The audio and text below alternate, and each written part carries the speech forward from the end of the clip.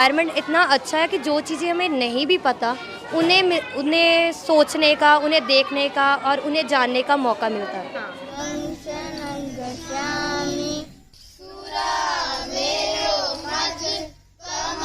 बाबा साहेब के बारे में पढ़ाया जाता है कि उन्होंने हमारे लिए क्या किया है, इसीलिए बाबा साहेब के नाम पर ये स्कूल बहुत ज़्यादा फेमस है। नमस्कार, तो जनता लाइव देख रहे हैं आप और मैं हूं आपके साथ पूजा और मेरे साथ है मेरी सहयोगी नलिनी। और इस वक्त जिस जगह पर हम खड़े हैं ये अपने आप में कुछ अद्भुत है। अद्भुत कैसे है, अलग कैसे है, वो मैं आपको बताती हूँ। बाबा साहेब जब अंतरिम सरकार में कानून मंत्री थे और 27 सितंबर 1951 में जब उन्होंने दलितों, पिछड़ों और महिलाओं के विपरीत काम होता देखा या उनके हित में काम होता हुआ नहीं देखा, तो उन्होंने अपने इस पद से इस्तीफा दे दिया था। और उसके ठीक एक महीने बाद यानी कि 27 अक्टूबर 1991 को बाबा साहेब ने इस जगह पर अपने कदम रखे थे। यहाँ से उन्होंने अपनी जो जनता थी उसको संबोधित किया था। आने वाले चुनावों के लिए वो अपनी राजनीतिक पार्टी बना रहे थे और उसके लिए यहाँ से लोगों को जोड़ने की मुहिम उन्होंने शुरू की थी। और यहाँ वो पहुँचे थे, यहाँ लाखों की तादाद में लोगों ने उनके भाषण को सुना। यहाँ से उन्होंने लोगों को ये संदेश दिया कि अगर उन्हें अपना विकास करना है, अगर उन्हें अपने हितों की लड़ाई लड़नी है, तो उसका एकमात्र तरीका है और वो है पॉलिटिकल पावर, यानी कि राजनीतिक शक्ति और सत्ता। लोगों को उन्होंने ये संदेश दिया कि क्यों उन्होंने इतनी सारी डिग्रियाँ हासिल करने के बाद भी सरकारी नौकरी को नहीं चुना और वो आज अपने लोगों के लिए किस तरह लड़ते हुए यहाँ पहुँचे हैं। और इसके बाद लोगों ने उनका समर्थन किस तरीके से किया। हालांकि वो चुनाव नहीं जीत पाए, लेकिन लोगों का प्यार, लोगों का समर्थन कुछ इस तरह उन्हें मिला कि जिस जगह वो आए थे, जिस जगह उन्होंने अपने कदम रखे थे, वहाँ लोगों ने विद्या का एक मंदिर कहा जाने वाला स्कूल बना दिया। जी। और ख़ास बात यह है कि 11 मई 2003 में इस स्कूल का निर्माण हुआ, जो कि अंबेडकर स्कूल या यूँ कहें कि Bodhisattva Ambedkar public senior secondary school से जाना जाता है। नर्सरी से लेकर 12वीं तक के बच्चे यहाँ पढ़ते हैं। लगभग 500 से ज़्यादा तादाद में बच्चे यहाँ पढ़ते हैं। और ये स्कूल किसी भी धर्म या जाति विशेष के बच्चे के लिए नहीं है, हर बच्चे के लिए इस स्कूल के दरवाजे खुले हैं। मगर 2003 में ऑफिशियली इसकी स्थापना हुई थी, लेकिन स्कूल का जो निर्माण है वो 2001 में ही हो चुका था। खास बात यह है इस स्कूल के बारे में कि इस स्कूल में जो है किसी भी प्रकार के पाखंडवाद की प्रार्थना या कुछ भी नहीं होता, सिर्फ समता और समानता की बात होती है। बच्चों में जो है भेदभाव बिल्कुल भी नहीं है, वो हर वर्ग के बच्चे को अपनाते हैं और अपने साथ खुशी से रहते हैं। इस स्कूल की सबसे बेहद जो खास बात है वो एक है पूजा कि यहाँ एक माहौल देखने को मिला, सबसे अलग थलग। जो बच्चे हैं वो देश प्रेमी हैं, साथ ही समता की बात करते हैं, समानता की बात करते हैं। सुबह पंचशील की प्रार्थना के साथ अपने दिन की शुरुआत करते हैं। यहाँ बाकी स्कूलों में भी जिस तरीके से बच्चों को एक समझा जाता है, एक तरीके से पढ़ाया जाता है, कुछ वैसा ही नज़ारा है। लेकिन इसके अलग आखिर स्कूल की मंशा क्या है, इसको स्थापित करने के पीछे सोहनलाल गेंडा जो इसके फाउंडर हैं, उनकी क्या मंशा रही, क्या सोचकर उन्होंने स्कूल को समता मूलक समाज के निर्माण के आधार के साथ स्थापित किया और आज कैसे ये बच्चे बाकी स्कूलों के बच्चों से अलग ना सिर्फ एकेडमिक एजुकेशन बल्कि अपने जीवन को आगे किस तरह से जीना है ये सबक भी सीख रहे हैं। ये तमाम चीज़ें आज हम जानेंगे। और आज संयोग से जब हम यहाँ पहुँचे तो ये स्कूल का एनुअल फंक्शन है, 19th एनुअल फंक्शन, और बच्चे उसकी तैयारियों में लगे हैं। आप चारों ओर देख सकते हैं कि अलग अलग कपड़ों में, सुंदर सुंदर ड्रेसेस में सजे हुए ये बच्चे अपने स्कूल के एनुअल फंक्शन की तैयारियाँ कर रहे हैं। रंगारंग कार्यक्रम की प्रस्तुति करने वाले हैं। और व्याख्यात बात क्या है, क्या सोच थी जो इस अंबेडकरवादी स्कूल का निर्माण किया गया। कहते हैं कि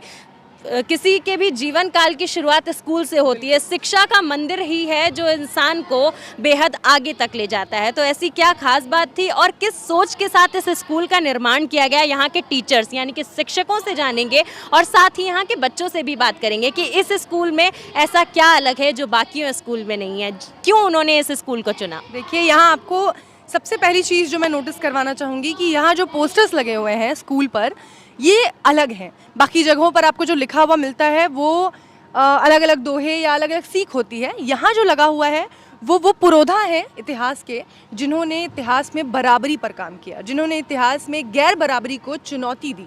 और इन सभी पुरोधाओं की यहाँ पर तस्वीरें लगी हुई हैं और उनके विचार लिखे हैं। यहाँ लिखा है, सुना है कि स्त्रियों के रास्ते में पुरुष बीच में अड़े हैं, ज़रा इतिहास में झांक कर देखना, स्त्रियों की प्रगति के लिए पुरुष ही थे जो पूरे समाज से लड़े हैं। ये विचार अपने आप में बहुत अनूठा है। आज तक इस तरीके का कोई विचार मैंने स्कूल में लिखा हुआ नहीं देखा। बच्चों के मन में, खास करके लड़कियों के मन में अक्सर ये भरा जाता है कि हम पितृसत्तात्मक समाज में रहते हैं, जहां आपको मोड़ मोड़ पर आपके ही पिता, आपके ही पति, आपके ही पुत्र से चुनौती मिलती है। लेकिन ज़रा इतिहास में उठकर झांक कर देखिए, आज अगर हम यहाँ खड़े हैं तो कुछ पुरुष ही थे जिन्होंने हमें लड़ने की सीख दी। चाहे वो पेरियार हो, चाहे वो ज्योतिबा फुले हो, चाहे वो बाबा साहेब अम्बेडकर हो। ना ज्योतिबा फुले अपने पत्नी को पढ़ाते और ना आज स्त्रियों की शिक्षा के लिए दरवाजे खुल पाते। ना बाबा साहेब महिलाओं के लिए संविधान लिखते और महिलाओं के लिए हिंदू कोड बिल की मांग करते, और ना महिलाएं आज स्वतंत्रता से अपनी आवाज़ रख पाती।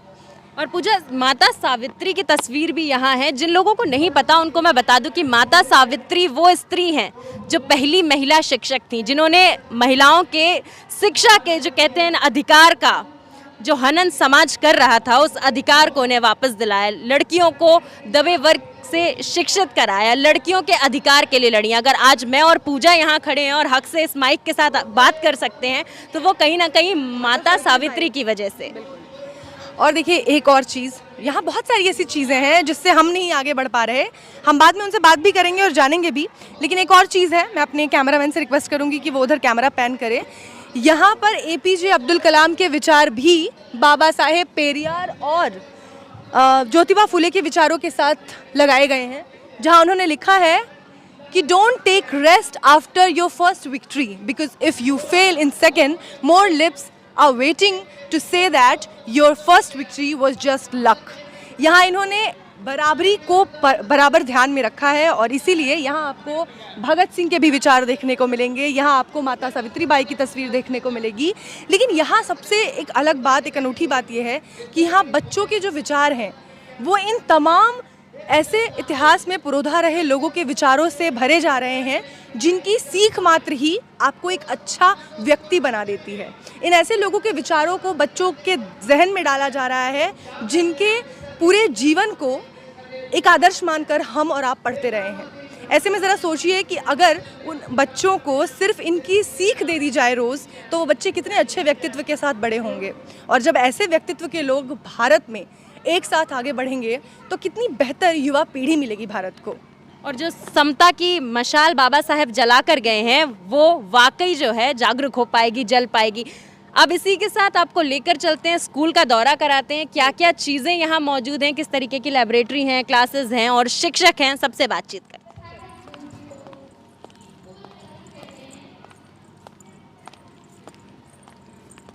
तो ये एक ऐसा स्कूल है जहाँ बच्चों को प्रार्थना में वंदना, बुद्ध वंदना कराई जाती है, जिससे वो बौद्ध धम्म को समझ सके और उसकी सीखों को अपने जीवन में उतार सके। और जिस तरीके से मैं अक्सर कहती हूँ कि बुद्ध का धम्म कोई धर्म नहीं है, वो जीवन को जीने की एक पद्धति है, और उसी पद्धति पर चलकर आप अपने जीवन को किस तरीके से आसान बना सकते हैं और कैसे अपने जीवन की कठिनाइयों को खुद ही अपने अंतर्मन से उनका हल निकाल सकते हैं, ये सीख देता है बुद्ध का धम्म। और यहाँ ये तमाम बच्चे उसी बुद्ध वंदना के ज़रिए अपने आप को किस तरीके से अपने अंदर ही अपनी समस्याओं को जीवन में उतारना है, ये सीखते हैं।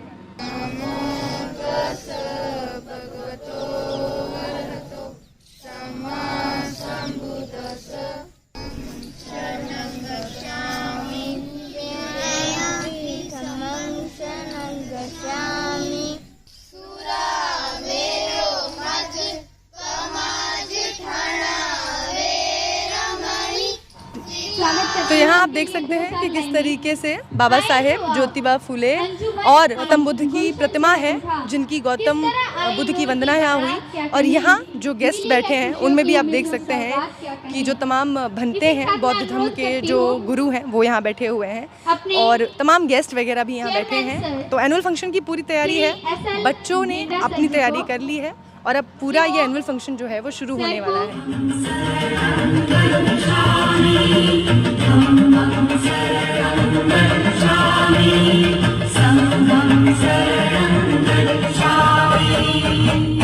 इस स्कूल की दीवारों पर जहाँ जहाँ नज़र जाती है वहाँ कुछ अलग चीज़ें आपको देखने को मिलती है। जैसे यहाँ है Bodhisattva Ambedkar public senior secondary school. किस चीज़ को मेन टारगेट करता है वो है आपका education, is the most powerful weapon which you can use to change the world.